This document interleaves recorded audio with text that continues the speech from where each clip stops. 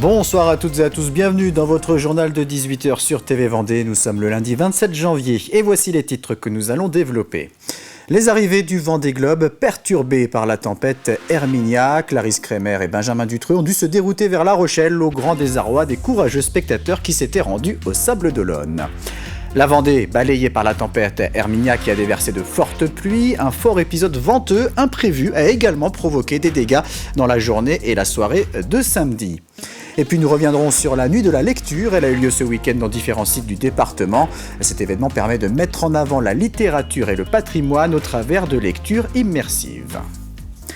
Les arrivées du Vendée Globe se sont poursuivies ce week-end. La dernière en date est celle de Clarisse Kremer sur l'IMOCA L'Occitane en Provence. Elle a franchi la ligne au large des Sables-d'Olonne à 4h36 ce lundi matin en 11e position, bouclant son deuxième tour du monde en solitaire en 77 jours et 15 heures. Mais en raison des très mauvaises conditions météo, la navigatrice a dû se mettre à l'abri au port des Chalutiers à La Rochelle. Un changement de programme qui n'a pas terni la joie des retrouvailles avec les proches. Là, j'ai pas grand chose d'autre que de la joie. C'est trop chouette de retrouver tout le monde. J'ai déjà perdu ma voix. C'est trop chouette d'avoir fini ce Vendée Globe. C'était pas facile, mais c'était une trop belle aventure. Donc je suis essentiellement joyeuse et trop fière de mon équipe et de tout le boulot qu'on a fait. Et trop contente de retrouver ma petite famille, mes amis, tout ça. Quand on part, on se dit pas qu'on va pas arriver au Sables-d'Olonne, mais bon, c'est en bateau, on apprend ça à gérer l'imprévu et à s'adapter. Alors là, c'est la leçon parfaite. Et même si j'avoue avoir eu un petit coup de mou hier soir, là, c'est trop cool, c'est la meilleure des récompenses. Et vous l'avez peut-être reconnu à l'instant sur ces images, Benjamin Dutreux a accueilli la navigatrice à La Rochelle. Une douzaine d'heures avant Clarisse Kremer, le skipper vendéen basé à Port-Bourgenais en a terminé lui aussi avec son deuxième Vendée Globe. Sur l'IMOCA Guyot Environnement Water Family, il termine à la 10e place en 77 jours et 3 heures. Et il a dû lui aussi poursuivre sa route en solitaire jusqu'à La Rochelle. Il a été accueilli la nuit dernière par son équipe et ses supporters. Une arrivée inédite, différente de celle prévue, mais l'émotion était bien au rendez-vous. Et voilà, j'y ai mis mes tripes et ça finit par payer. Donc voilà, je suis juste hyper fier quoi, parce que nous aujourd'hui on est toujours pas une grosse équipe et on bouge toujours des montagnes. On l'a déjà fait sur le précédent Vendée Globe et on le montre encore aujourd'hui que c'est important de croire en ses rêves, qu'il y a un début à tout et qu'il faut savoir se lancer. Donc voilà, il y a Tanguy Le Turquet avec qui discutait, qui je pense a suivi ma précédente histoire du Vendée Globe et ça l'a motivé pour se lancer. J'espère qu'il y en a d'autres qui se lanceront comme ça parce que voilà, avec beaucoup de détermination, de gens qui nous entourent, etc., on est capable de grandes choses.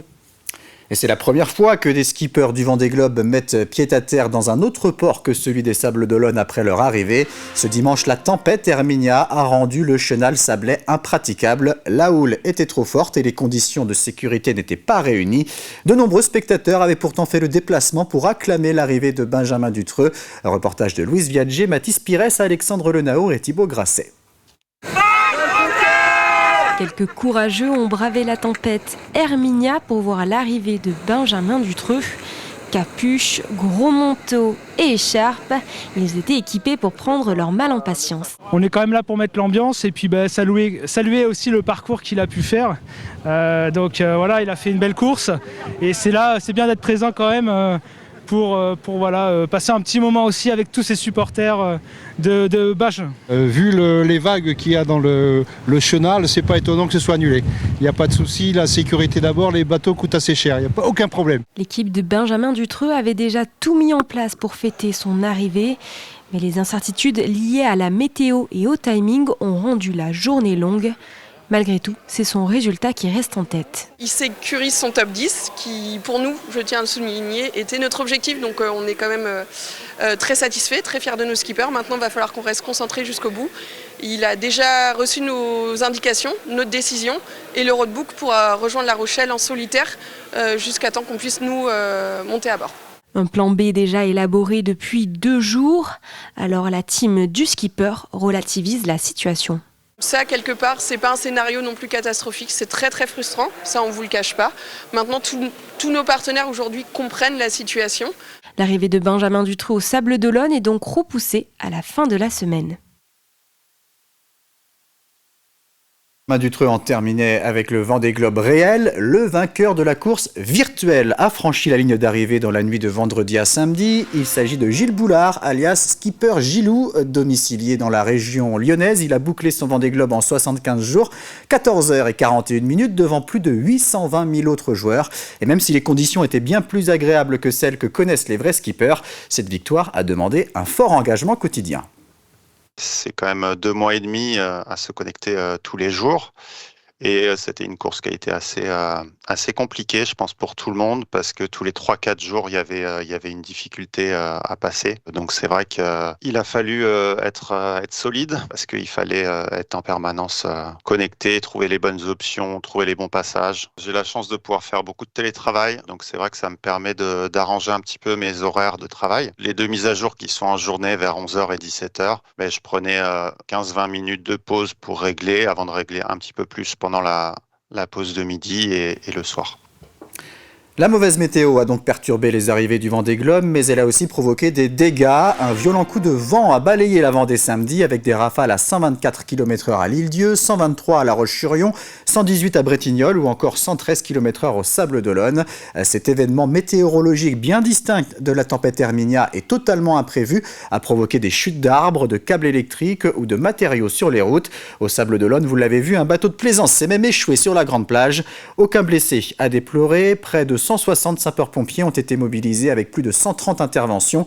Un épisode qui a donc surpris tout le monde, y compris les prévisionnistes. Aucun modèle météorologique que nous regardons n'avait prévu ce coup de vent. On attendait plutôt un petit, donc ce minimum dépressionnaire, mais plutôt en phase de comblement, c'est-à-dire qu'il allait perdre dans l'intensité. Et au final, il est remonté vraiment sur la Vendée, tout en s'intensifiant, ce qui n'était pas du tout prévu. Et donc on voit ce creusement dépressionnaire qui arrive, qui se forme au large de la Vendée et qui va atteindre la Vendée vers 17-18 heures. Et c'est lorsque ce front se rabat sur la Vendée avec l'air froid qui va derrière qu'on a les plus fortes rafales de vent. Et c'est vraiment un peu en direct que l'on a vu, nous, que des choses se passaient. Et notamment lorsqu'on a vu les premiers relevés à l'Île-Dieu vers 17 heures avec des vents à plus de 120 km/h. Là, on s'est dit, il y a quelque chose qui se prépare. Et ça a été confirmé lorsque les rafales de vent ont atteint le littoral. Et là, on a commencé à s'étonner de ce phénomène et à publier sur Climat Vendée les premiers éléments, comme quoi un bref mais très fort coup de vent allait se produire. Et après ce coup de vent, la tempête Herminia a pris le relais avec de nouveau du vent fort, mais aussi de fortes pluies, ce qui a une incidence sur le niveau des rivières. Le Lay et la Sèvre nantaise sont toujours en vigilance crue de niveau jaune. Les averses vont continuer à arroser le département au moins jusqu'à mercredi, avec parfois de la grêle et toujours du vent fort. La Vendée est d'ailleurs placée en vigilance orange vague submersion pour la marée haute de ce mardi matin à 3h39. Des vagues de 9 mètres sont attendues. La surcote pourrait atteindre 64 cm en baie de l'Aiguillon, ou encore 57 cm à Noirmoutier. La 9e édition de la Nuit de la Lecture a eu lieu ce week-end dans différents lieux en Vendée. Cette opération organisée par le Centre national du livre a pour but de mettre en avant la littérature pour tous les âges, mais aussi de l'associer au patrimoine. C'était le cas notamment à la maison de Georges Clémenceau ou encore au manoir de Réaumur, où les bibliothécaires se sont vêtus de costumes d'époque pour plonger le public dans l'ambiance. Grégoire de Châtillon. La grue est toujours gracieuse, qu'elle soit blanche ou royale. Et le cacatoès adore dresser sa huppe en éventail. Un voyage au manoir de Réaumur. D'un battement d'ailes, la colombe promet l'amour et la paix. Raconté par 2 bibliothécaires costumés, nous sommes au XVIIIe siècle, au siècle des Lumières, avec cette ballade contée pour les enfants.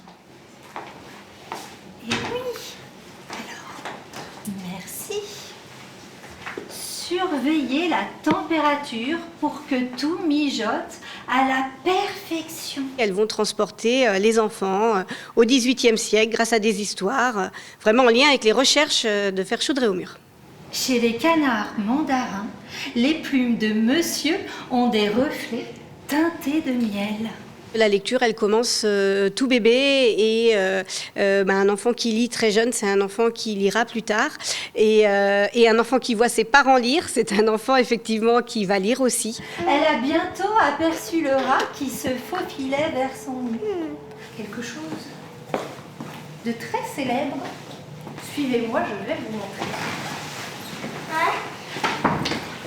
J'ai inventé le thermomètre. Un peu plus tôt à Saint-Vincent-sur-Jard, la Maison Clémenceau participe pour la première fois à la nuit de la lecture. Et voici mes poésies. Il s'agit là d'un conte philosophique écrit par Georges Clémenceau afin de réconforter son ami Claude Monet malade. Voyez la fleur haïtang dont la brise agite le calice entrouvert. S'ouvrir à la littérature de toutes les manières, auprès du plus grand nombre, c'est la vocation de la nuit de la lecture. Je vois. Je vois. Ce samedi en fin de matinée, les visiteurs du marché des Halles à Challans ont eu la surprise de voir à l'œuvre Célia Oneto Ben Saïd. Dans le cadre du festival Ma Région Virtuose qui propose 150 concerts dans toute la région, cette pianiste à la carrière internationale a offert un concert improvisé quelques heures avant celui prévu au théâtre du Marais. La veille, elle s'était produite devant les élèves du lycée François Truffaut. Ma Région Virtuose a pour objectif de toucher les publics éloignés de la musique classique avec notamment ce type de prestations. Hors les murs, vous pouvez retrouver l'interview de la pianiste sur notre site internet tvvendée.fr. On jette un œil sur la météo de ce mardi matin. Comme je vous le disais, encore beaucoup de pluie accompagnée de vents forts. Pour rappel, la Vendée est placée en vigilance orange vague submersion ce mardi matin. Côté température, comptez 8 à 10 degrés.